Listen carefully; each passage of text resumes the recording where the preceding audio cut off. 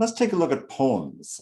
This is a really interesting framework, and I think it's one you'll like. It's an easy one to use, and it's incredibly perceptive and versatile. So let's take a look. First of all, what is it? Poems it stands for people, objects, environments, messages, and services. And the idea is that you would deconstruct, categorize an experience under each of those headings. And what that does is it forces you to look more closely at the experiences, makes you look at the details, but it allows you, once you've documented everything, to back up and look at the experience from a much more holistic point of view, so you can collect everything and see what it tells you.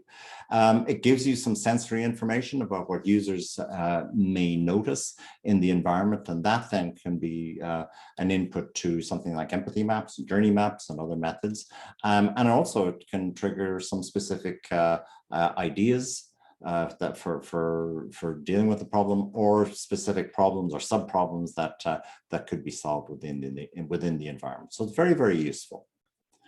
How do you use it? Well, you can use it in a number of different ways. Originally, it would have been developed for people to use as a guide to observation. So these are headings that you'd use. You'd go out with a sheet and you start noting people and objects and environments, messages and services under those headings as you're observing. You can do that. You could use it for interviews as well.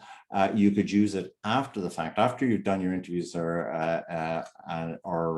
observations, and then you use it to sort of collect all the stuff that you've already seen, and you start to use post-its to sort of stick it in those places.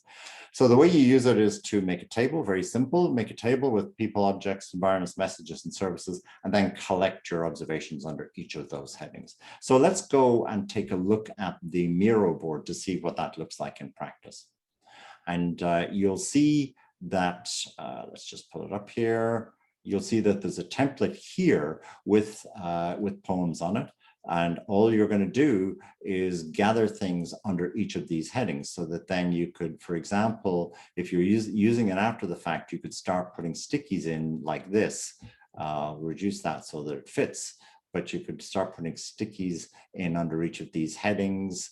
And then you add them, and then you can do, for instance, different colors for each part of the table and combine them, etc., etc. So you can play around with it. It's versatile and extremely adaptable to a lot of different purposes.